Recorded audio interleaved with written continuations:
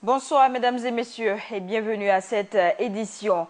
Réorganisation de l'appareil judiciaire. Un avant-projet de loi est en cours de validation. L'atelier organisé par le ministère de la Justice réunit plusieurs acteurs. Lutte contre l'onchocercose en Afrique. Les autorités burkinabées et leurs partenaires célèbrent plus de 40 ans de succès dans la lutte contre cette maladie tropicale négligée.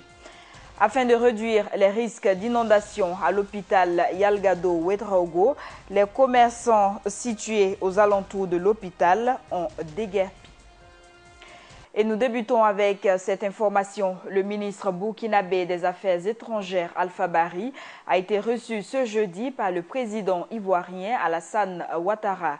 Au terme de l'audience, le chef de la diplomatie a salué la normalisation totale des relations entre la Côte d'Ivoire et le Burkina Faso. Selon lui, la levée du mandat d'arrêt émis contre le chef du Parlement ivoirien Guillaume Soro a fortement contribué à cette normalisation. Il a également annoncé l'arrivée du président du Faso en Côte d'Ivoire le 28 juillet dans le cadre du traité d'amitié et de coopération TAC 5. La visite de travail de 72 heures du ministre Alpha Bari s'achève aujourd'hui même en terre ivoirienne. Les travaux de la 17e Assemblée générale des établissements publics d'État EPE ont débuté ce matin à Ouagadougou. Les rapports de gestion et de compte exercice 2015 des 14 établissements seront passés au peigne fin. Le Premier ministre Paul Kabatieba a appelé les responsables de ces EPE à œuvrer pour leur autofinancement. Gaël Rodrigue. La comptabilité des matières dans le contexte du nouveau cadre harmonisé des finances publiques au Burkina Faso. C'est sous ce thème que se tient ce 14 juillet 2016 la 17e Assemblée générale des établissements publics de l'État. Présidée par le Premier ministre, l'Assemblée générale procédera à l'examen des rapports de gestion et des comptes des établissements publics de l'État de l'exercice 2015. Pour la présente session, 84 structures sont concernées, dont 74 établissements et 10 fonds nationaux qui présenteront leurs comptes pour l'exercice clos au 31 décembre 2015. 6 établissements publics de l'État, à savoir l'ONASIM, les NGSP, le FEJ, le FASI, les FPDCT et le FONER, présenteront des rapports d'explication relatifs à la non-production de leurs comptes de gestion. Les rapports de gestion font état d'une dépendance des établissements publics vis-à-vis de la subvention de l'État et le Premier ministre appelle les 10 établissements à fournir des efforts pour leur autonomisation financière. Le taux d'autofinancement demeure faible, ressortant à un peu moins de 26% en 2014 et à 26,6% en 2015, quasiment inchangé d'un exercice à l'autre. Sur la base de ce diagnostic, les efforts doivent être poursuivis par les EPE en vue de réduire progressivement les dépendances financières vis-à-vis de la subvention de l'État. Toutefois, le rapport de l'évolution de la structure des dépenses en 2015 fait ressortir une diminution des charges de fonctionnement de 1,25% par rapport à 2014. Et pour complément d'information, notons que le taux d'exécution des recettes les plus faibles, qui est de 26,21%, a été enregistré par l'Institut géographique du Burkina. Le taux le plus élevé, 115,07%, est enregistré par l'Office national d'identification ONI. Autre actualité, les acteurs de la justice réfléchissent à une meilleure organisation de l'appareil judiciaire afin de résoudre certains dysfonctionnements.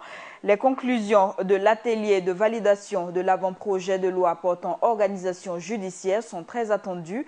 Des précisions avec Samba Kassile Traoré. L'organisation judiciaire burkinabé présente des insuffisances qui provoquent des dysfonctionnements au niveau de l'appareil judiciaire. Sont de ceux-là les lenteurs qui ont un impact négatif sur l'efficacité du service public de la justice. Pour remédier à cela, les juristes se sont regroupés en atelier pour valider l'avant-projet de loi portant organisation judiciaire. L'organisation judiciaire que nous sommes en train de revoir aujourd'hui est comme la charpente du système de l'appareil judiciaire. Comment sont composées les chambres au niveau de la cour d'appel, au niveau du tribunal de grande instance et au niveau des tribunaux d'instance, au niveau des tribunaux pour enfants. C'est ça que nous allons revoir pour mettre en cohérence l'ensemble des textes pour que l'appareil judiciaire retrouve toute sa performance et s'adapte aussi aux réalités nouvelles de notre pays. Cet avant-projet de loi enregistre des innovations qui permettront de rendre plus efficace l'appareil judiciaire burkinabé. Il y a un certain nombre d'innovations dans cet avant-projet de loi. Vous savez, le juge de l'application des peines c'est un juge qui existait de façon, j'allais dire, pratique. Mais il n'y avait pas un texte qui consacrait le fonctionnement de son travail. Donc nous allons prendre en compte le juge de l'application des peines. Il faut aussi prévoir, et nous l'avons fait, le juge de l'exécution des décisions. Ça veut dire que quand les décisions sont rendues, s'il y a des difficultés d'exécution, ce juge-là pourra se prononcer sur ces questions pour faciliter l'exécution des décisions. La création de chambres spécialisées pour les mineurs et les femmes est également prévue dans cet avant-projet de loi. De même qu'un pôle qui s'occupera des questions de délinquance financière et économique et un autre pour la lutte contre le terrorisme. Le ministre de l'Urbanisme et de l'Habitat, Maurice Dieudonné Bonané, face à la presse ce matin, a fait le point de l'exécution de la politique du gouvernement en matière d'urbanisme. Parmi les chantiers en cours, il a annoncé la poursuite du programme d'aménagement des communes rurales et la construction de logements sociaux. Le point avec Cheikh Omar Bandaougou. Des visites terrain sur les chantiers de grande réalisation. Des sorties pour constater de visu les difficultés des populations. Il faut croire que la politique d'urbanisme du gouvernement est bien en marche. La viabilisation des quartiers est déjà entamée et nous exécuterons au cours de cette année une première tranche de 5 km à Ouaga, 50 km à Bobo et quelques kilomètres dans les autres capitales régionales. Troisièmement, nous sommes en cours de validation d'un nouveau programme de construction de logements sociaux assorti de mécanismes cohérents d'accès au logement. Quatrièmement, la poursuite du programme d'aménagement des communes rurales, le chef-lieu des communes rurales, par la réalisation de leur premier lotissement. Et là également, nous prévoyons la construction de logements sociaux. Une politique qui se justifie par des manquements constatés dans les réalisations antérieures. Les lotissements réalisés à ce jour n'ont pas permis d'atteindre une satisfaction reconnue par nos concitoyens, tout simplement parce que la viabilisation de ces zones loties n'a pas suivi. La politique de construction de logements sociaux n'a pas non plus répondu aux attentes réelles de ceux qui sont dans le besoin.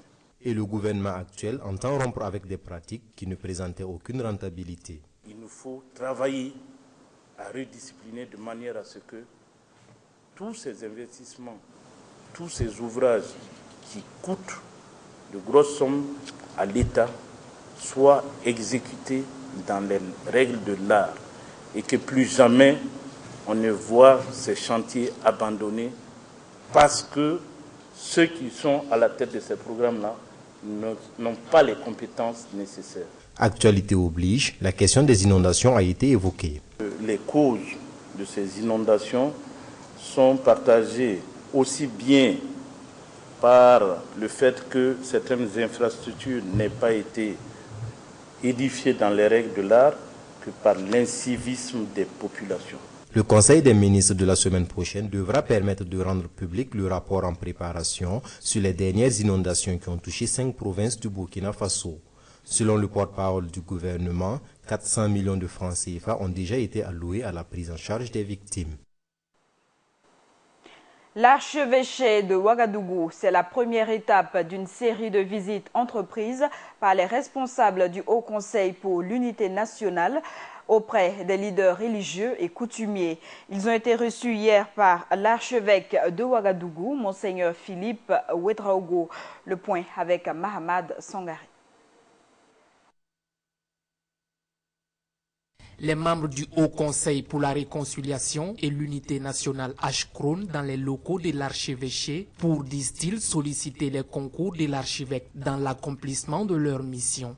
En fait, nous sommes venus voir son éminence pour lui demander son appui et ses conseils, parce qu'il est le symbole de l'Église, donc le symbole de la paix.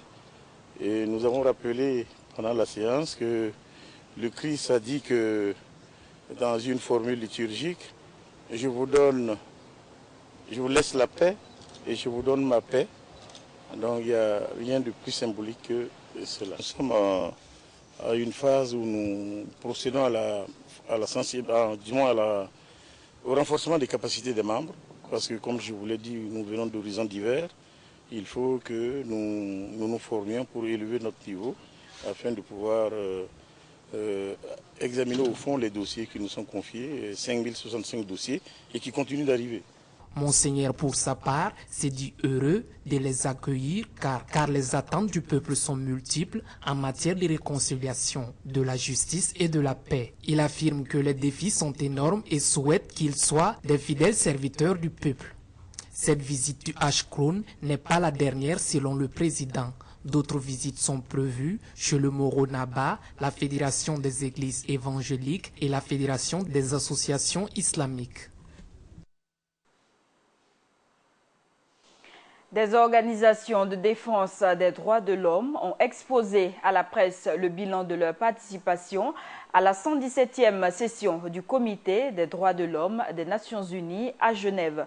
Au cours de cette rencontre internationale, ils ont expliqué l'état des droits humains au Burkina et fait des recommandations en vue de son amélioration. Plus de détails avec Mouniratou Guiro. Le MBDHP, le CIFTA et l'association SEMFILM ont tenu une conférence de presse le 14 juillet 2016 pour faire le bilan de leur participation à la 117e session du Comité des droits de l'homme des Nations Unies, ouverte depuis le 20 juin 2016 à Genève. Une occasion pour les organisations de la société civile burkinabé de faire l'état des lieux des droits de l'homme au Burkina Faso. Nous voulons montrer par là que nous sommes des structures de veille au niveau de la société civile. Nous avons produit à l'occasion un contre-rapport à celui du gouvernement burkinabé qui indique un peu notre analyse et notre appréciation de la situation des droits humains au Burkina Faso. Lorsque nous participons à de telles sessions aux côtés du gouvernement burkinabé, ce n'est pas pour nuire à la réputation de notre pays, c'est pour interpeller l'État burkinabé et pour faire en sorte qu'en tout cas, ils prennent à cœur la situation des droits humains et surtout qu'ils prennent des dispositions en vue de l'amélioration de l'ensemble de ces droits humains au Burkina Faso. Une session de travail et d'analyse que saluent les participants à cette rencontre qui comptent jouer leur partition à la promotion des droits de l'homme au Burkina.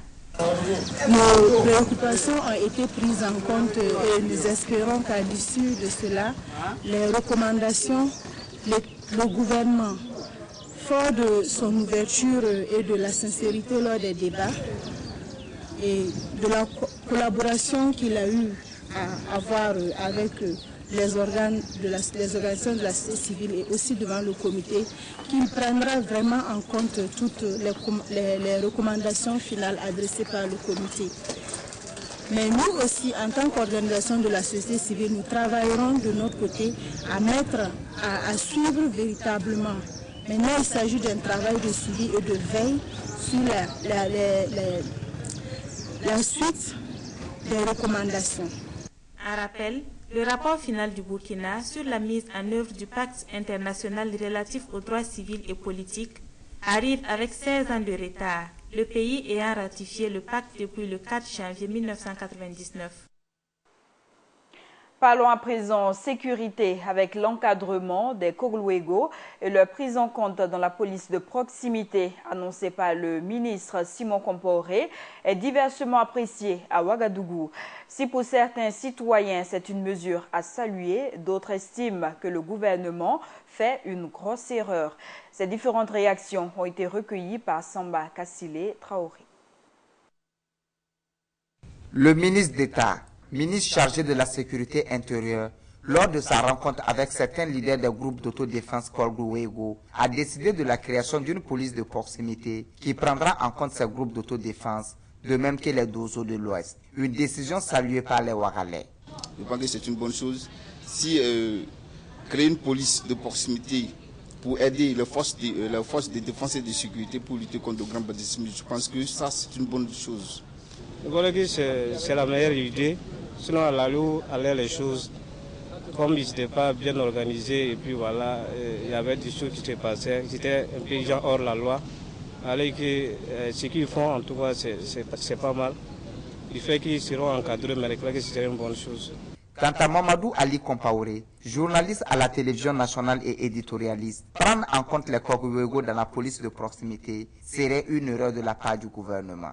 Je pense que le gouvernement apporte une mauvaise réponse à une véritable question posée. La véritable question, c'est quoi? C'est la question de sécurité.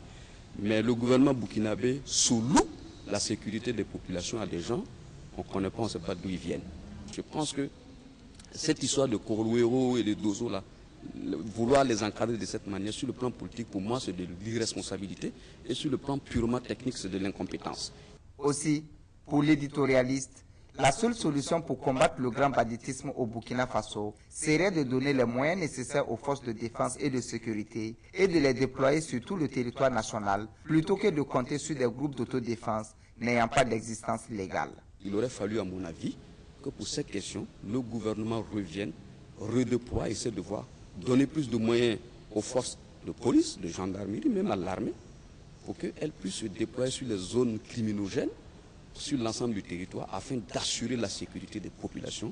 Rappelons que la prise en compte des Kogluego dans la police de proximité par le ministre Simon Compaoré entre dans le cadre de l'encadrement de ces derniers. Les ressources fiscales ont une part importante dans le budget de l'État. Afin de renforcer la législation fiscale pour une optimisation de leur mobilisation, il se tient du 21 au 23 juillet prochain un colloque international. Et dans l'attente de la tenue de cette rencontre, l'association professionnelle des experts et conseillers fiscaux a tenu à rencontrer les hommes de médias ce 14 juillet. Le reportage avec Samba Kassile Traoré. En prélude au colloque international sur la mobilisation des ressources fiscales, prévu se tenir à Ouagadougou du 21 au 23 juillet prochain, l'association professionnelle des experts et conseils fiscaux a tenu à rencontrer les hommes de médias afin de non seulement donner les raisons de la tenue de ce colloque, mais en plus de faire le point de l'organisation. Vous n'êtes pas sans savoir que depuis un certain temps, il y a des besoins de développement qui sont exprimés par nos populations. Il y a des exigences qui sont de plus en plus développées par le peuple qu'il y a lieu de prendre en charge. Et pour prendre en charge, il faut des ressources. Et pour avoir ces ressources, il faudrait qu'on puisse lever de manière efficace les impôts pour pouvoir faire face à ces besoins-là. Et pour le directeur général des impôts, ce colloque vient à point nommé, car il permettra selon lui de résoudre beaucoup de problèmes. Un tel colloque est une opportunité pour mettre, on va dire, dans un document les réflexions du moment en termes de politique fiscale, en termes de législation fiscale, en termes de réglementation fiscale, mais également en termes de pratiques administratives fiscales, de mesures administratives et réglementaires pour pouvoir optimiser le recouvrement de l'impôt. Ce colloque sera placé sous le thème « L'optimisation de la mobilisation des ressources fiscales » et plusieurs thèmes y seront développés, tels que la performance du système d'imposition burkinabé, l'efficacité du recouvrement, de même que la fiscalité et le numérique. Et nous l'annoncions en titre, plus de 40 ans de succès dans la lutte contre l'onchocercose en Afrique a été célébré ce jeudi à Ouagadougou sous la présidence du chef de l'État, Roch-Marc Christian Kaboré. La représentante résidente de l'OMS rassure que le succès de ce plan permettra à l'organisation de se lancer dans d'autres batailles contre les maladies tropicales négligées. Gaël Rodrigue. C'est une victoire sur l'onchocercose ou encore cécité des rivières en Afrique qui est célébrée ce 14 juillet 2016 dans la capitale burkinabé. Ce, après plus de 40 ans de lutte conduite par 2 programmes dont les sièges se trouvent à Ouagadougou. Ils ont pu donner le traitement à des millions d'Africains. Ils ont libéré 15 milliards de traitements, traité 120 millions de personnes et libéré je crois que c'est 25 millions d'hectares de terre pour être utilisés pour l'agriculture. Donc, nous sommes maintenant en train d'avoir de grandes ambitions pour aller vers l'élimination de l'onchocercose et des autres maladies tropicales négligées. Donc, c'est grâce au succès de ces 2 programmes. Le projet spécial élargi pour l'élimination des maladies tropicales négligées a été mis en place en remplacement des 2 précédents dans le but de maintenir les acquis de la lutte contre l'onchocercose. Le projet SPEN, c'est un projet encore plus élargi qui traitera de la question liée à tout ce qu'on appelle maladies tropicales négligées, donc y compris l'onchocercose, plus d'autres maladies telles que la leishmaniose, ce que vous appelez communément Waragémie, la lèpre et beaucoup d'autres, l'éléphantiasis et autres. Donc ce programme a été conçu pour bénéficier donc des leçons apprises lors de la lutte contre l'onchocercose. Le président du FASO qui a présidé la cérémonie a témoigné toute sa reconnaissance aux différents acteurs qui ont contribué à l'aboutissement de ce résultat. Nous remercions également la firme pharmaceutique Merck qui produit l'ivermectine. Cette cérémonie est aussi l'occasion de magnifier le rôle des distributeurs communautaires, femmes et hommes, qui se sont volontairement portés et dédiés à la lutte contre la cécité des rivières dans leurs communautés respectives. L'Afrique tout entière vous est reconnaissante. Puisse votre engagement servir de modèle dans toutes les actions de lutte contre la maladie en Afrique. Durant ces 40 ans de lutte, plus de 600 000 cas de cécité ont été évités, plus d'1 milliard de traitements ont été administrés, protégeant plus de 190 000 personnes en Afrique selon l'Organisation mondiale de la santé. Dans le cadre de la promotion de l'énergie renouvelable, le gouvernement du Burkina Faso a décidé hier en Conseil de ministres de l'acquisition de plus de 77 000 kits solaires autonomes. Ce marché d'une valeur de près de 800 millions de francs CFA est assuré par l'ambassade de Chine-Taïwan au Burkina Faso. Ces kits permettront de couvrir les besoins électriques de plusieurs ménages. L'une des mesures prises après l'inondation de l'hôpital Yalgado-Ouedraogo le 10 juillet dernier fut le déguerpissement immédiat des commerces aux alentours de l'établissement sanitaire. Avec résignation et désarroi, les propriétaires des boutiques ont finalement arraché les kiosques qu'ils avaient implantés, suivant ce constat de Cheikh Omar Bandaogo. Des pioches pour enlever de terre des kiosques qu'ils avaient installés depuis des années, des tricycles prêts à les transporter, des tables portées sur la tête. Les images parlent d'elles-mêmes. Nous assistons à un déguerpissement. On n'en voit pas tous les jours, mais les circonstances l'obligent ici.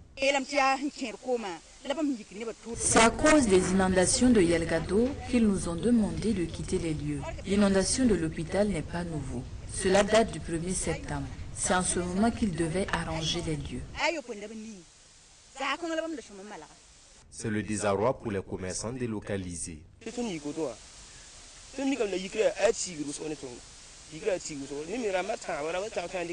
Ils nous ont donné 3 jours pour quitter les lieux. Nous pensons que le délai est peu. Plusieurs d'entre nous sont mariés et c'est difficile pour nous. Nous ne sommes pas contents.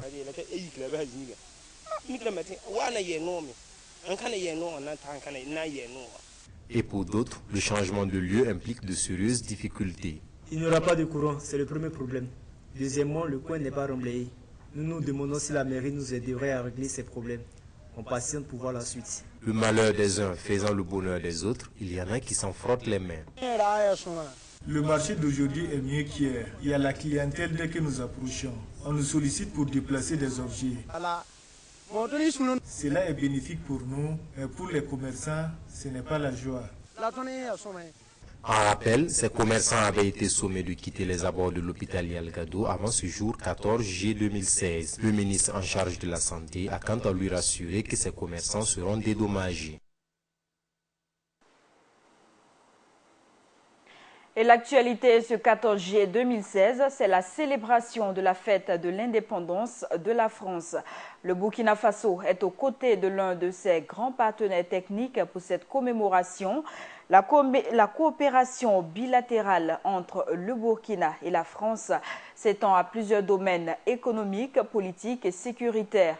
Douma Diegel Rodrigue nous en dit plus. Elle est de longue date la coopération bilatérale entre le Burkina Faso et la République de France.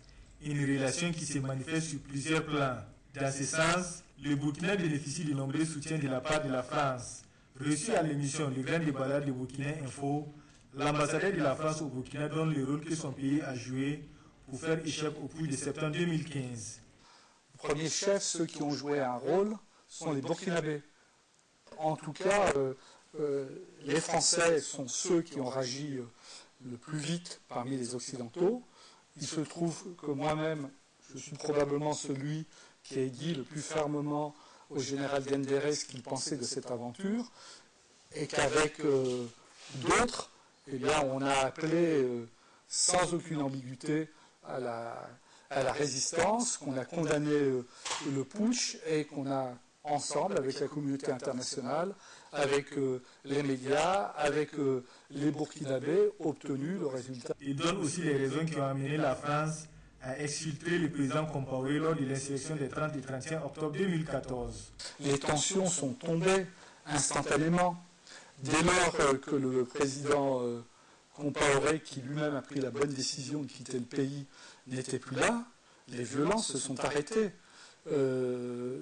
Quiconque aurait souhaité qu'on l'attrape, que la foule le prenne, prenait un risque considérable pour la suite dans le pays, pour la paix même du pays. Là, les faits ont donné raison. L'insurrection avait comme objectif le départ de Blaise Compaoré en octobre 2015, sans qu'il ait modifié la Constitution. Il avait choisi de le faire, mais il est parti un an plus tôt. En plus de ces événements, la France a aussi joué un rôle important pour la libération des otages lors des attaques terroristes du 15 janvier 2016 de Ouagadougou. Et à l'occasion de la célébration de la fête de l'indépendance de la France, le président François Hollande a accordé une interview sur les médias France 2 et TF1. À propos de la lutte sur le terrorisme dans le pays, il a annoncé le maintien de l'opération Vigipirate au niveau maximum vu les menaces. Aussi, l'état d'urgence qui expire le 26 juillet ne sera pas prolongé. En marge de l'ouverture du sommet de l'Union africaine, les ministres des Affaires étrangères des pays membres ne sont pas parvenus hier à trouver une entente sur un retrait collectif des pays africains de la CPI. Selon certaines sources, suite à des oppositions, le sujet a été retiré de l'agenda du sommet. Plusieurs pays comme le Nigeria, la Côte d'Ivoire ou le Sénégal feraient partie des opposants au projet.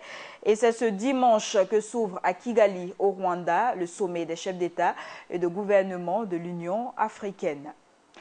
Amnesty International dénonce dans un rapport publié ce jeudi des exactions dans la lutte contre Boko Haram au Cameroun. Ils sont accusés de nombreuses violations des droits de l'homme dans l'extrême nord du pays. Il s'agit d'arrestations et de détentions arbitraires, d'exécutions extrajudiciaires, de tortures et de disparitions forcées.